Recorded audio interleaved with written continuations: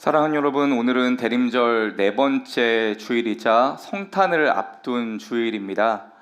우리 교회는 두 번째 세례 예식이 있는 날이기도 합니다.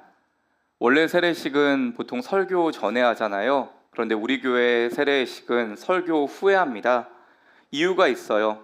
설교를 통해 먼저 세례의 의미를 나누고, 세례받는 분은 그 의미로 세례를 참여하고, 공동체는 그 의미를 담아서, 그리고 내가 세례받았던 그 순간을 기억하면서 그 마음으로 서로를 축복하기 위해서 설교 후에 세례를 합니다. 그래서 오늘 설교는 길지 않습니다. 얼굴이 벌써 은혜 받으셨어요. 이어지는 세례식이 바로 보이는 설교이기 때문입니다.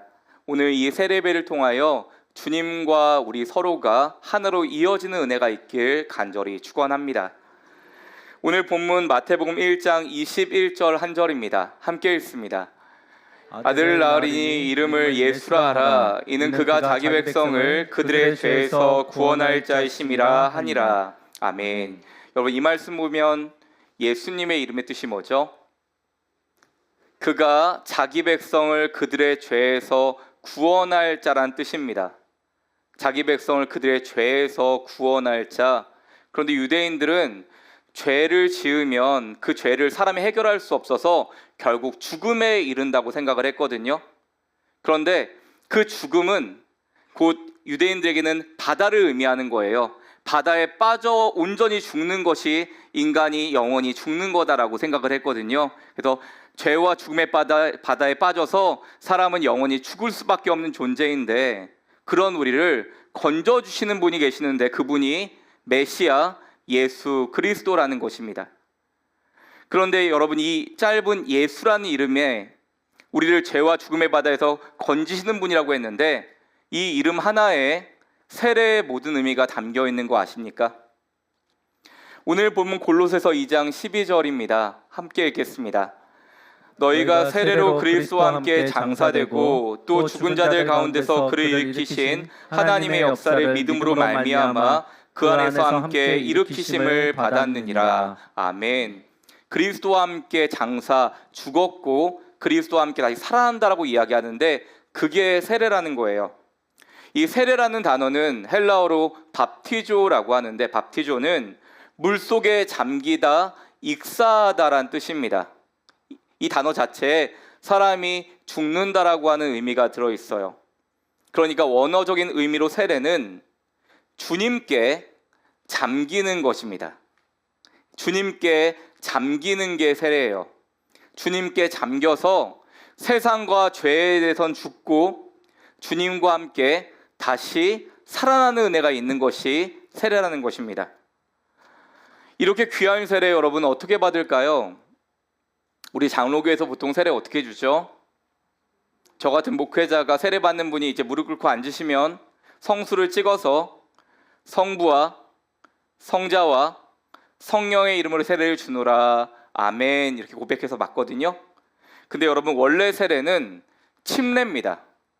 물속에 들어가서 받는 겁니다.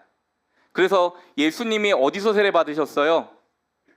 요단강에서 예수님 세례 받으셨거든요. 강에서 이렇게 강 저수지에서 세례 받으신 거예요.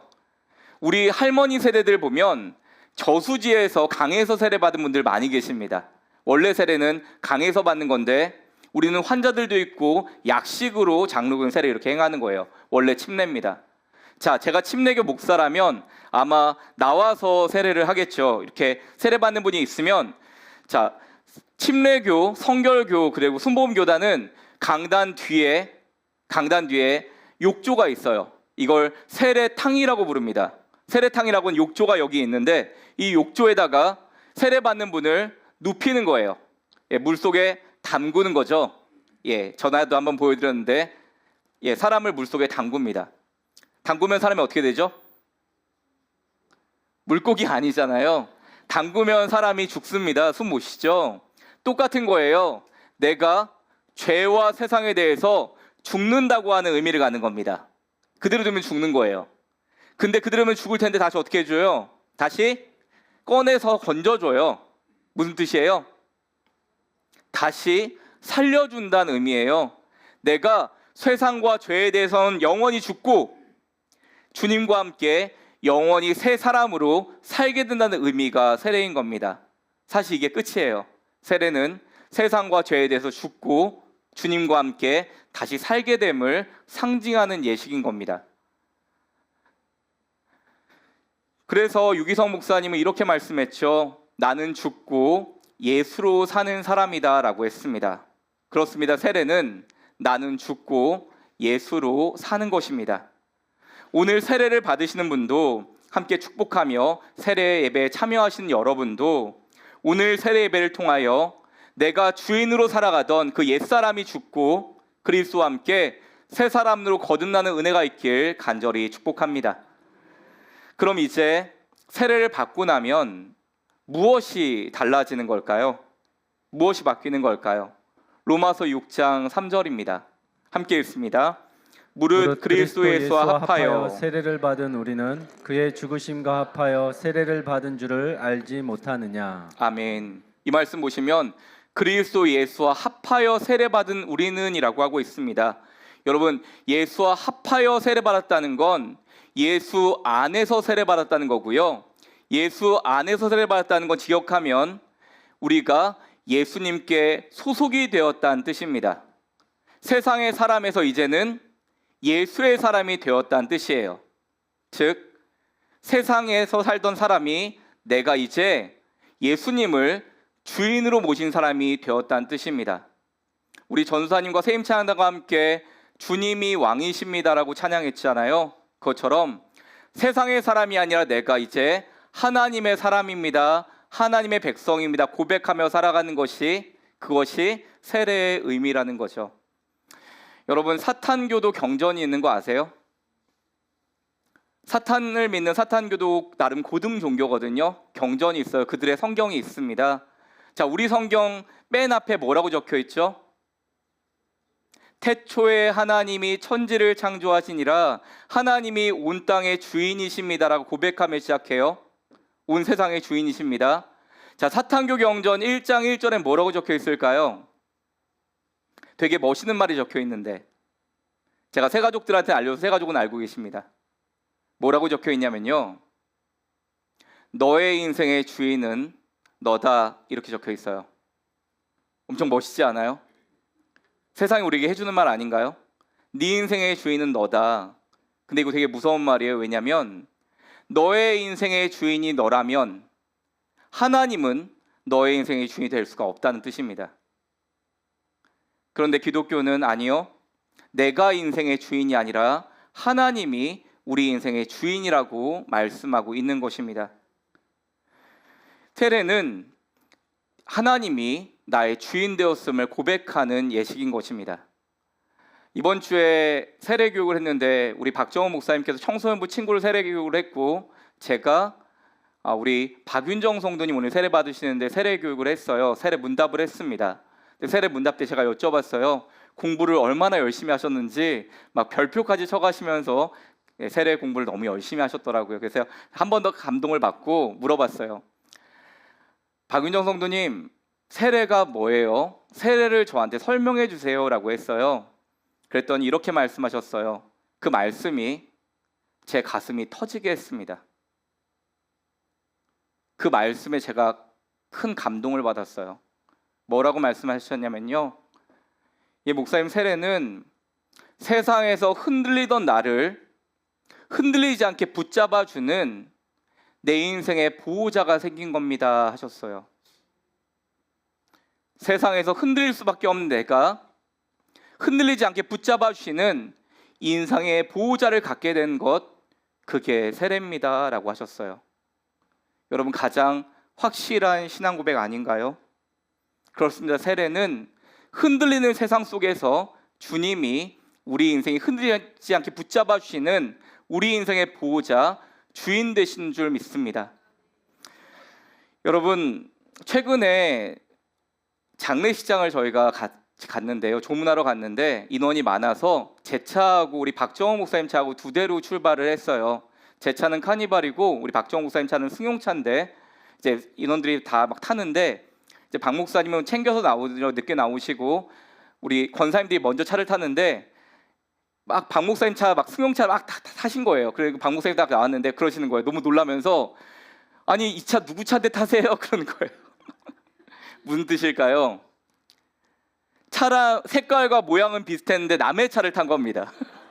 우리 권사님들이 남의 차 타고 출발하자 그러고 있는 거예요. 왜 열려 있었는지 모르겠어요. 근데 박 목사님 너무너무 놀라셔가지고 왜 이 차 타고 계세요? 이거 누구 차예요? 그랬는데 다 웃으면서 내렸던 기억이 있습니다. 여러분 그렇죠. 차들이 주차된 차를 보면 비슷한 차가 많잖아요. 그래서 혹시 이런 경험 없으세요? 남의 차 가서 문 열려도 왜 안 열려? 하는데 번호판 보면 남의 차인 거. 저만 그런 줄 알았는데 있군요, 여러분도. 예. 자, 주차할 때 우리가 차를 찾을 때 좀 고생하기도 하죠. 그런데 혹시 이런 경험 있으세요?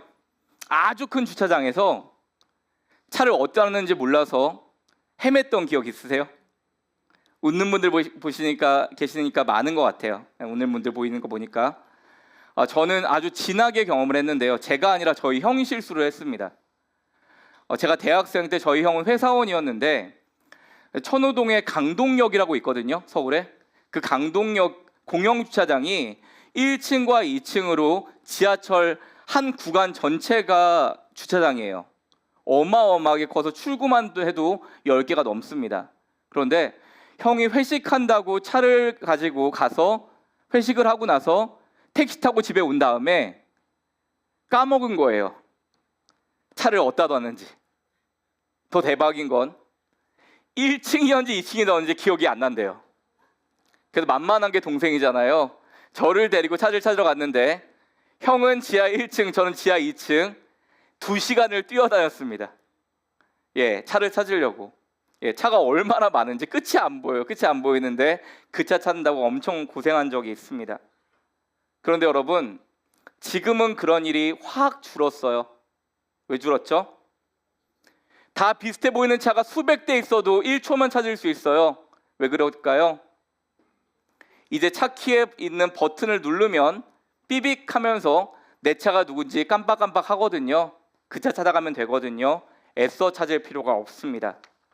내가 눌렀을 때 반응하는 그 차만이 내 차인 것입니다. 세례가 바로 이런 의미 아닐까요? 세상만 알고 세상에만 반응하던 나의 옛사람은 죽었어요. 내 인생의 새 주인 대신 예수님께 새 사람 되는 내가 반응하는 겁니다. 이건 딱 그 차를 생각하면 맞는 거예요. 주인이 그 차 키를 누를 때 반응하는 차만이 내 차인 겁니다. 아무리 모양이 똑같고 차종도 똑같고 똑같아 보이는 차가 수백 대가 있어도 차 키의 버튼 눌렀을 때 깜빡깜빡 반응하는 차만 내 차인 것입니다. 그런데 한 번은 추운 겨울에 주차장에서 암만 차 키를 눌러봐도 내 차가 반응을 안 하는 거예요. 그래서 힘들게 차를 찾아갔습니다. 결국 찾았는데 앞에다 누르는데도 반응을 안 해요. 어떻게 된 거죠? 배터리가 다 된 거예요. 자꾸 보니까 배터리가 죽어 있더라고요.